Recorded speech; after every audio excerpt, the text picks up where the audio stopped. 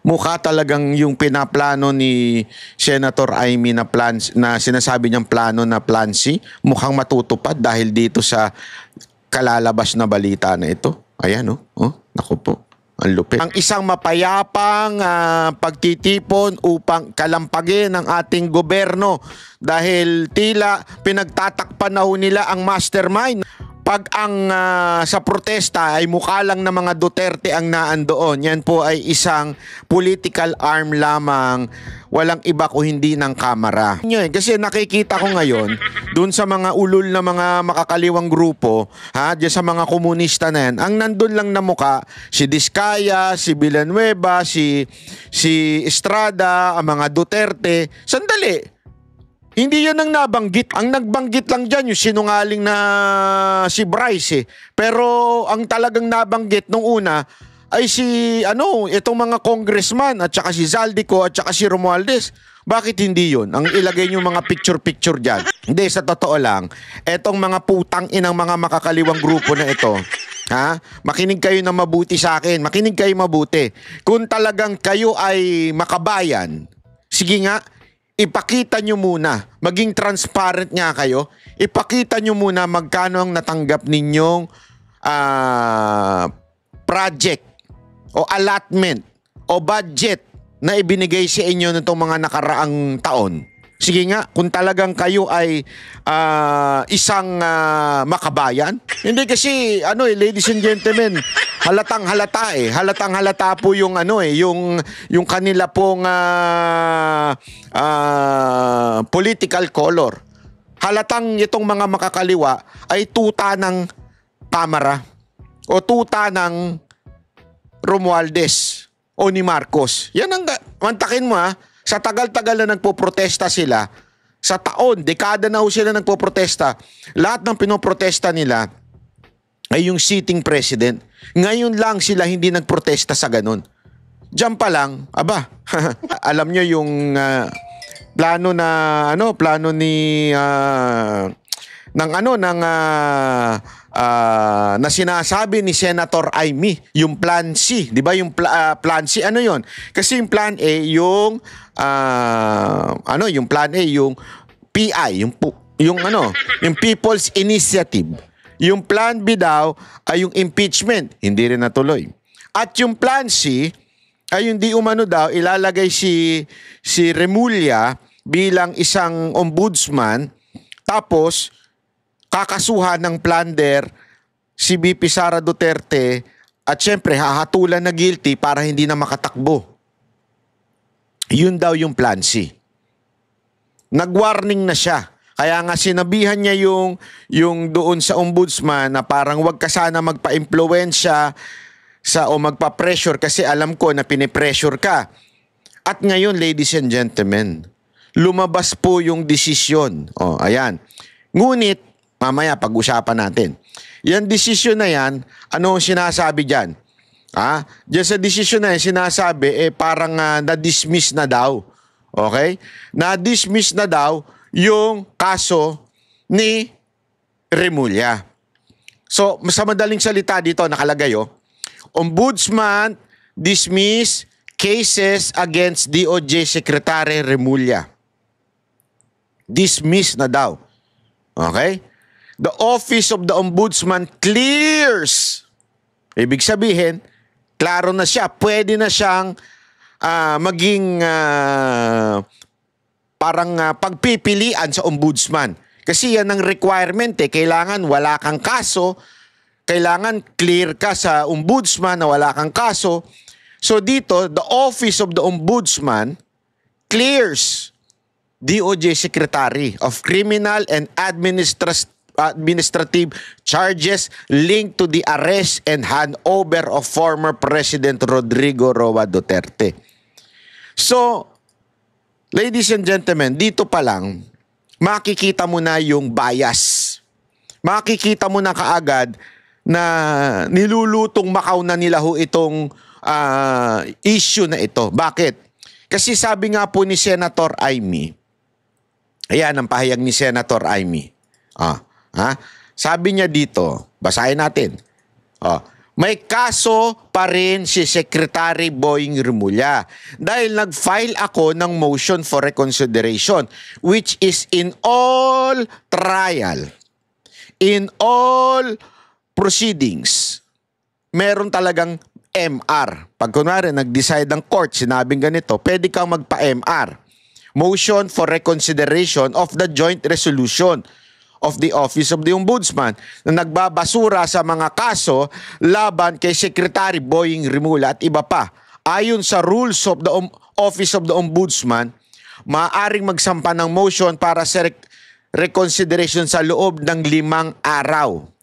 Agad-agad na nagsampa si Senator Amy. Inihain ko ang aking motion sa mismong araw na inilabas ang desisyon. Malinaw na naisampa ito ng nasa tamang oras. Ibig sabihin, paglabas ng desisyon, nagsampa kagad ng MR. Sa makatuwid, may nakabimbing pa ring kaso si Rimulya sa Office of the Ombudsman.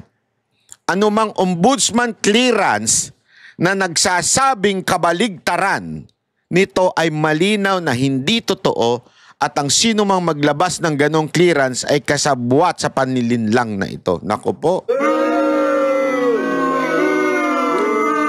Para bagang sinasabi ni Senator Amy, since may MR and pasok yung aking pagfa-file ng MR within the 5 days, hindi pa ho clear si Rimulya. So hindi dapat sabihin ng ombudsman na clear na siya. Kasi dito, sinabi na clear na po si Rimulya. Di ba? Kasi pag sinabi mong clear, candidate na po siya for ombudsman.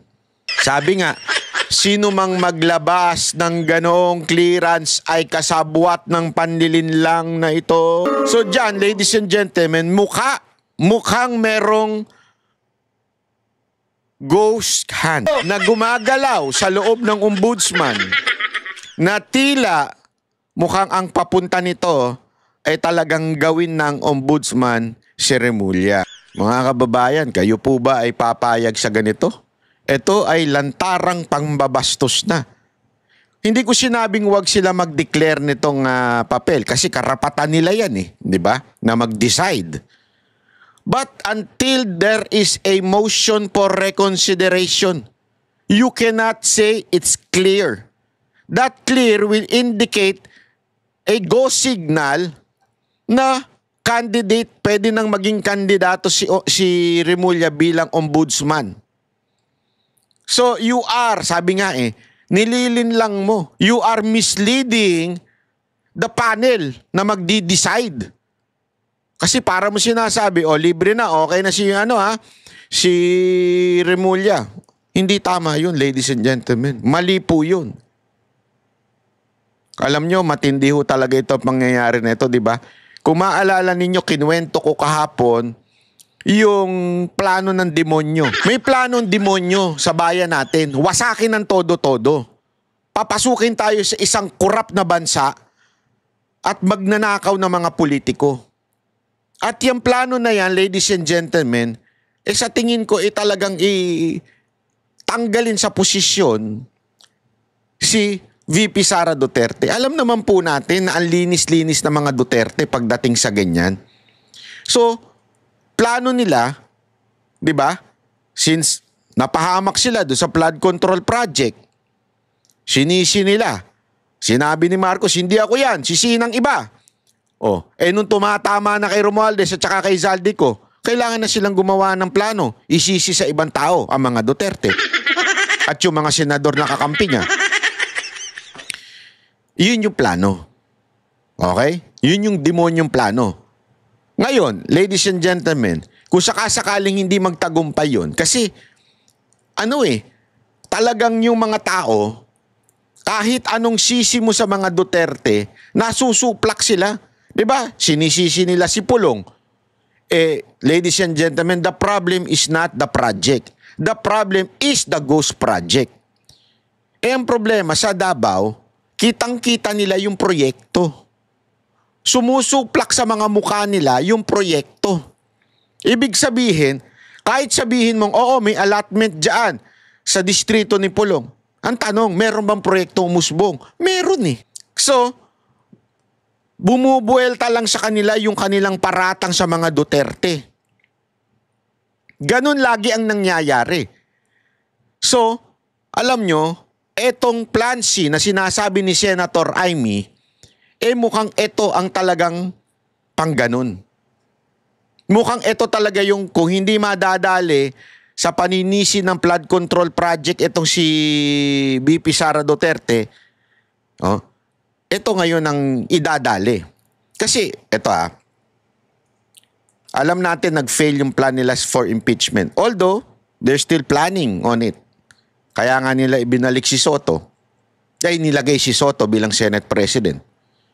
Pero, siguro dahil nga sabi ni Lacson, manipis.